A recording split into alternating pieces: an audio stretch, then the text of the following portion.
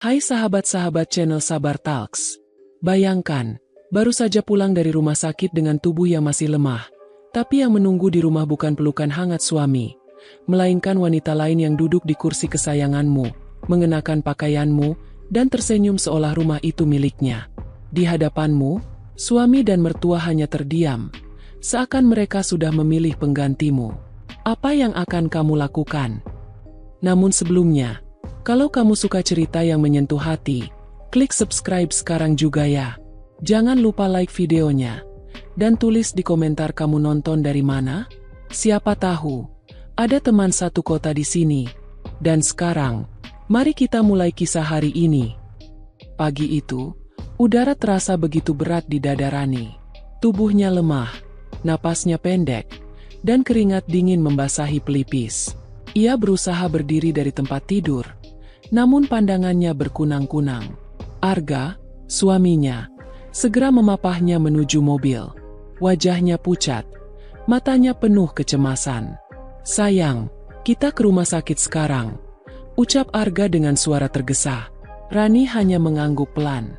Hatinya ingin berkata bahwa ia tidak ingin merepotkan, tapi kondisi tubuhnya tak memberi pilihan.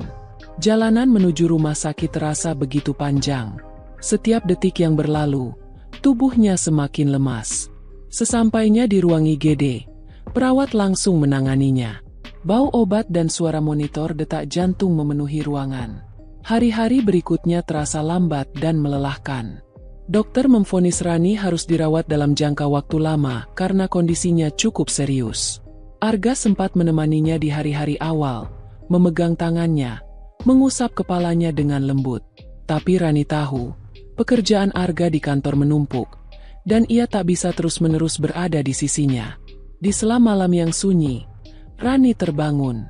Lampu redup di ruang rawat hanya menyorot meja kecil berisi obat dan segelas air. Ia meraih ponsel, membuka pesan singkat. Tidak ada kabar dari Arga malam itu. Hatinya sedikit perih, tapi ia mencoba maklum. Beberapa hari kemudian, Bu Ratna, mertuanya, datang menjenguk. Perempuan itu mengenakan kebaya modern dan perhiasan mencolok. Senyumnya tipis. Matanya tajam memandang Rani dari ujung kepala hingga kaki. "Kamu harus banyak istirahat, Ran," katanya sambil menaruh buah di meja. Kasihan Arga sendirian di rumah. Untung ada yang mau membantu membereskan semuanya. Rani sempat mengernyit. "Maksud ibu, ada yang membantu di rumah?" Bu Ratna tersenyum samar. "Iya, ada Melisa. Dia anak teman ibu. Pinter masak, rajin beres-beres. Lumayan, biar rumah nggak berantakan." Nama itu terdengar asing di telinga Rani. Namun ada sesuatu di nada suara Bu Ratna yang membuatnya gelisah. Ia mencoba bertanya lebih jauh, tapi Bu Ratna hanya mengalihkan topik. Sejak itu, kunjungan Arga semakin jarang. Kadang hanya datang sebentar, menanyakan kabar, lalu pamit dengan alasan pekerjaan.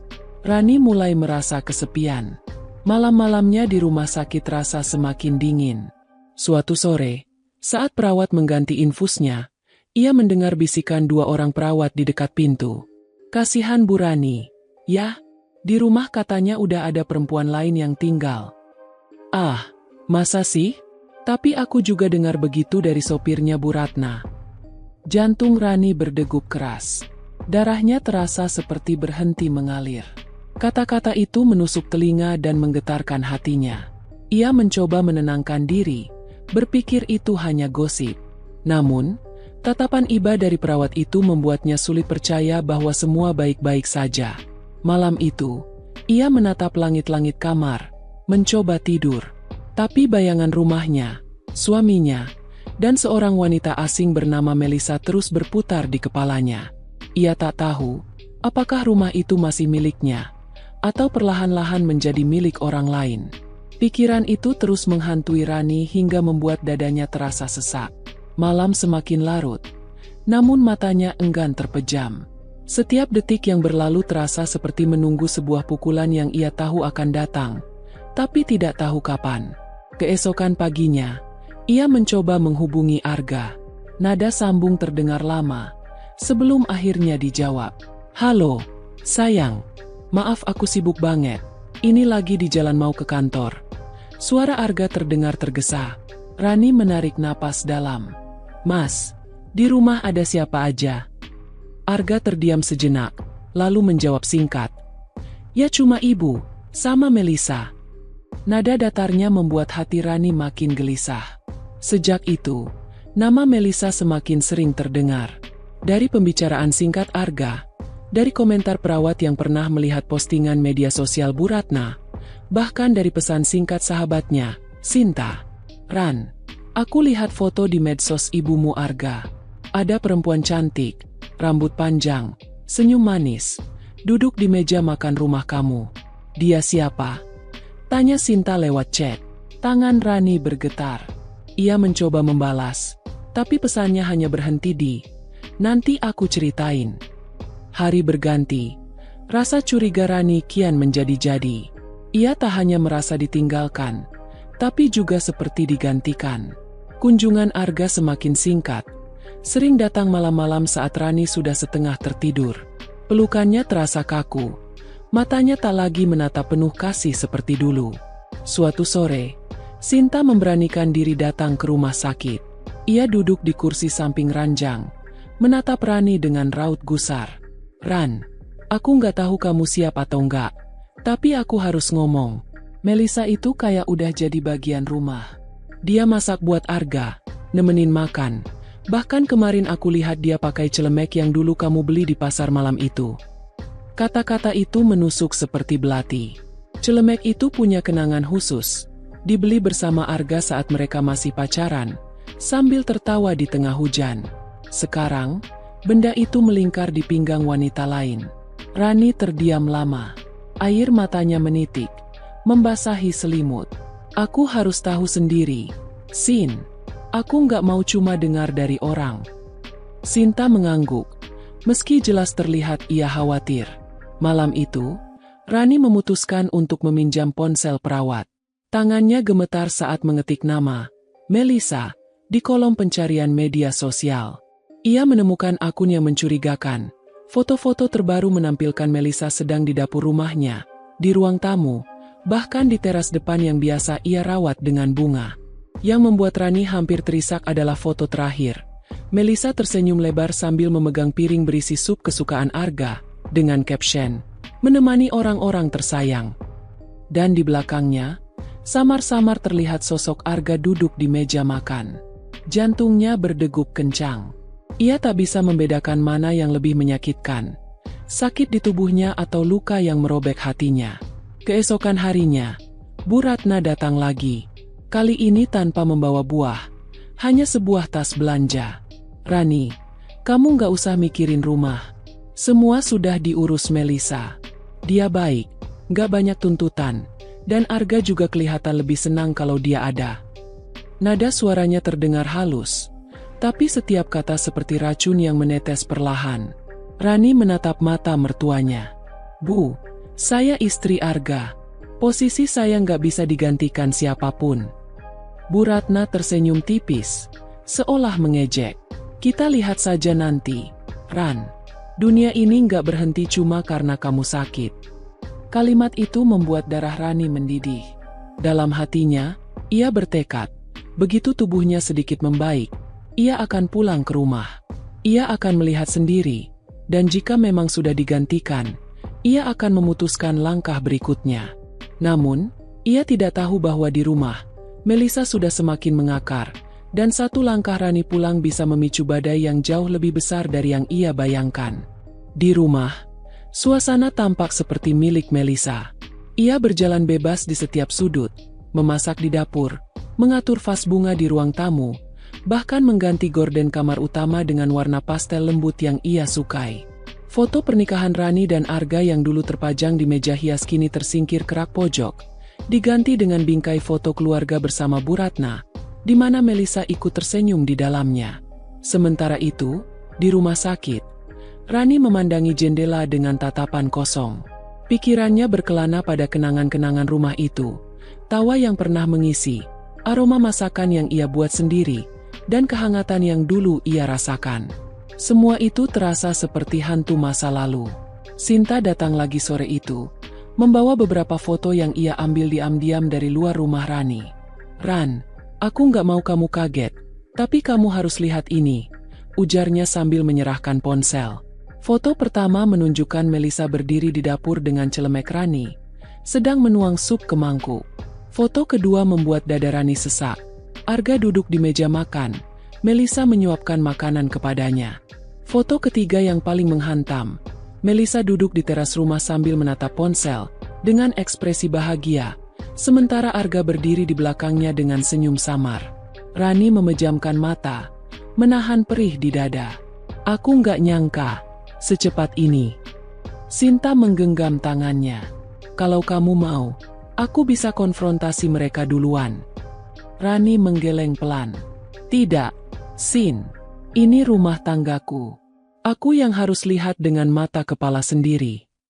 Malam itu, Rani berbaring sambil memikirkan caranya. Ia tahu tubuhnya belum pulih sepenuhnya, tapi setiap hari yang berlalu membuat posisinya semakin rapuh. Ia takut, jika ia menunggu lebih lama, rumah itu akan benar-benar lepas dari genggamannya. Keesokan paginya, Arga datang. Tidak seperti biasanya, ia membawa sekotak buah dan senyum tipis. "Kamu kelihatan lebih segar hari ini," ujarnya sambil duduk. Rani menatapnya lekat-lekat. "Mas, aku mau pulang minggu ini." Arga tersentak kecil. "Loh, dokter bilang."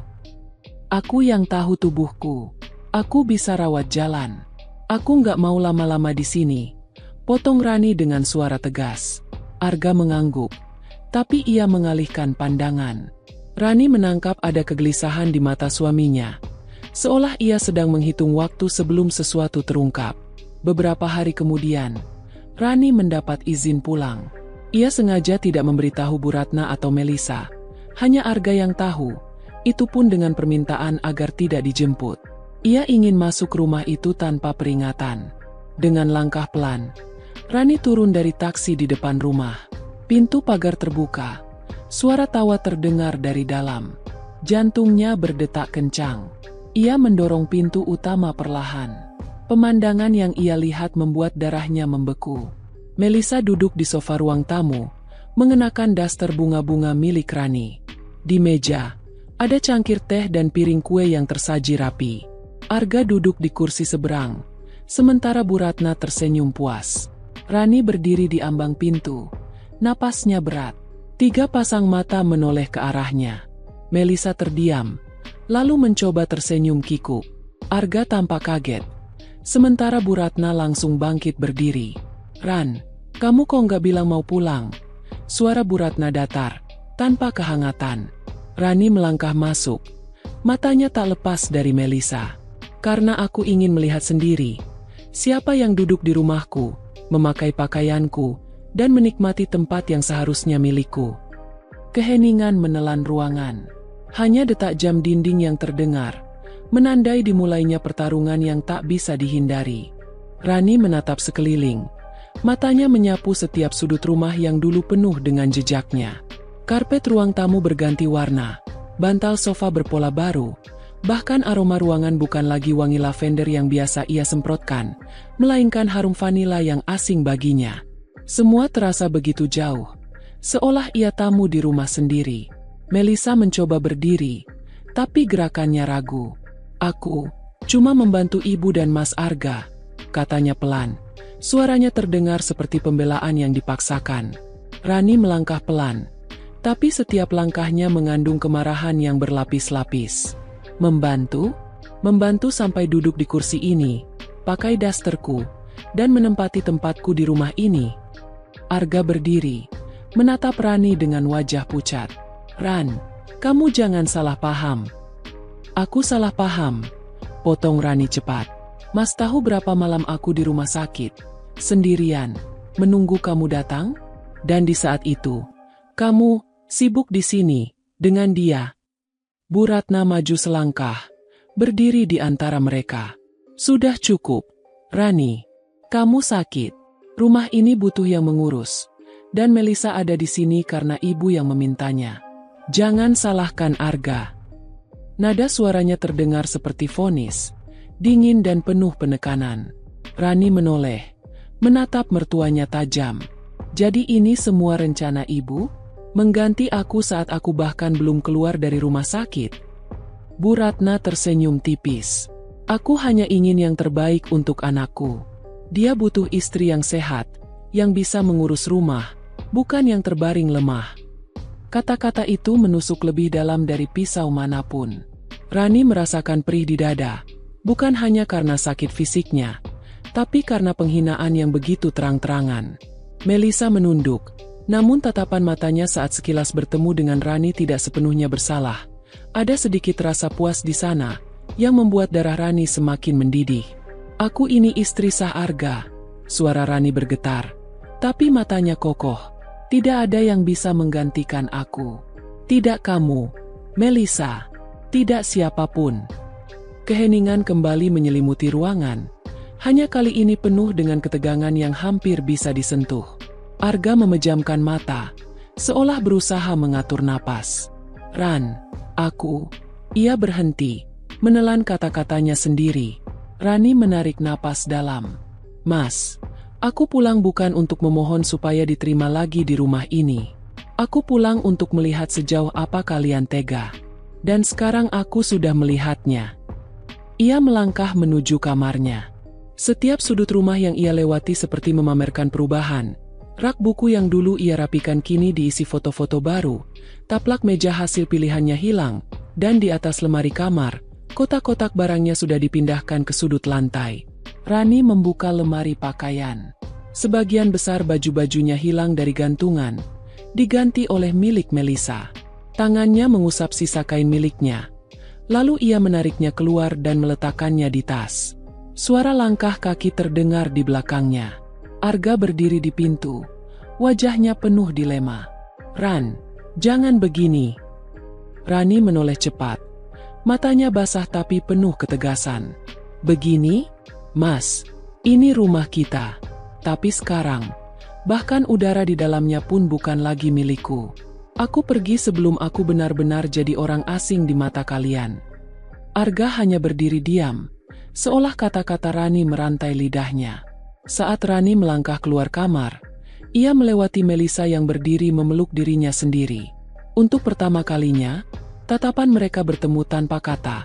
Hanya pertarungan diam antara yang datang merebut dan yang mencoba mempertahankan. Bu Ratna masih duduk di ruang tamu, memandang Rani dengan pandangan yang sulit diartikan, campuran kemenangan dan ketidaksukaan. Kalau kamu keluar dari rumah ini, jangan harap bisa kembali, ucapnya datar. Rani berhenti sebentar, lalu berkata pelan namun tajam. Ibu tidak perlu khawatir, aku tidak akan kembali, sampai rumah ini benar-benar layak disebut rumah. Tanpa menoleh lagi, ia melangkah keluar, menutup pintu di belakangnya. Di dalam rumah, keheningan menggantung, tapi semua yang ada di sana tahu bahwa badai belum benar-benar berakhir. Udara malam menyapa wajah Rani saat ia berjalan menuju gerbang. Langkahnya terasa berat, tapi hatinya mantap. Ia tidak membawa banyak barang, hanya sebuah tas berisi pakaian yang tersisa dan sebuah album foto pernikahannya. Di ujung jalan, Sinta sudah menunggu di mobil, menatapnya dengan mata yang penuh pertanyaan. Ran, kamu yakin gak mau nginep di rumahku dulu? Tanya Sinta setelah Rani masuk ke mobil. Aku gak mau merepotkan kamu, Sin. Tapi, aku gak tahu harus kemana, jawab Rani lirih. Malam itu, Sinta membawanya ke apartemen kecil milik adiknya yang sedang kosong. Rani duduk di sudut ruangan, memeluk album fotonya erat-erat. Setiap lembar yang ia buka seperti pisau yang menggores hati. Senyum di pelaminan, foto liburan, makan malam sederhana di rumah. Semua itu kini terasa seperti kenangan dari kehidupan orang lain. Hari-hari berikutnya, Rani mencoba mengalihkan pikirannya dengan memulihkan tubuhnya. Namun luka di hatinya jauh lebih sulit sembuh. Ia sengaja tidak menghubungi Arga, tapi setiap malam ia berharap ponselnya berdering. Harapan itu selalu berakhir sia-sia. Sampai suatu pagi, pesan dari nomor tak dikenal masuk. Rani, ini Melisa. Kita perlu bicara. Rani menatap layar ponselnya lama, lalu membalas singkat. Bicara di mana? Mereka bertemu di sebuah kafe kecil di pinggir kota. Melisa datang dengan pakaian rapi. Wajahnya terlihat tegang. "Aku mau minta maaf kalau kehadiranku bikin kamu tersakiti," ucap Melisa sambil menunduk. Rani menatapnya lekat-lekat. "Kenapa kamu datang ke rumahku?" "Awalnya cuma disuruh Ibu Ratna buat bantu-bantu. Tapi aku nggak nyangka Arga akan nyaman sama aku." Kata-kata itu membuat Rani mengepalkan tangan di bawah meja. Nyaman? Nyaman sampai melupakan istrinya yang lagi terbaring di rumah sakit. Melisa terdiam, lalu mengeluarkan sebuah amplop. "Aku memutuskan untuk pergi. Aku nggak mau ada di tengah kalian. Tapi kamu harus tahu, Bu Ratna yang mengatur semua ini. Bahkan dia nyuruh aku dekat sama Arga." Rani terhenyak. Meski ia sudah menduga, mendengar pengakuan langsung tetap membuat dadanya panas. Ia mengambil amplop itu, yang ternyata berisi foto-foto Melisa bersama Arga di berbagai acara. Jelas diambil oleh Bu Ratna sendiri. Sore itu, Rani pulang ke apartemen dengan hati yang bergolak. Malamnya, telepon dari Arga akhirnya datang. Suaranya terdengar lelah. "Ran, kita ketemu. Aku mau jelasin." Mereka bertemu di taman dekat rumah. Arga tampak berbeda. Matanya sayu, rambutnya sedikit berantakan. "Aku salah, Ran. Aku terlalu nurut sama ibu. Sampai nggak nyadar udah nyakitin kamu." Rani menatapnya tanpa ekspresi. "Kamu sadar setelah aku pergi?" Arga menghela napas panjang. "Aku baru ngerti apa artinya rumah tanpa kamu di dalamnya." Hening sejenak. Hanya suara angin yang berbisik di antara mereka. "Aku nggak minta kamu langsung balik, Ran. Aku cuma mau kamu tahu. Aku udah usir Melisa. Dan aku udah bilang sama ibu, gak ada yang bisa gantiin kamu," ucap Arga tulus. Air mata Rani mengalir, tapi ia cepat menghapusnya. "Mas, aku butuh waktu. Luka ini gak sembuh cuma dengan kata maaf." Arga mengangguk, menerima keputusannya. "Aku tunggu. Berapapun lamanya." Malam itu, Rani berjalan pulang sendirian. Ia tahu hidupnya tidak akan kembali seperti semula. Tapi setidaknya ia menemukan kekuatan baru. Bukan hanya untuk melawan orang lain, tapi juga untuk menjaga dirinya sendiri. Rumah itu mungkin masih berdiri di ujung jalan, tapi sekarang ia tahu, tempat tinggal sejatinya ada di hatinya sendiri.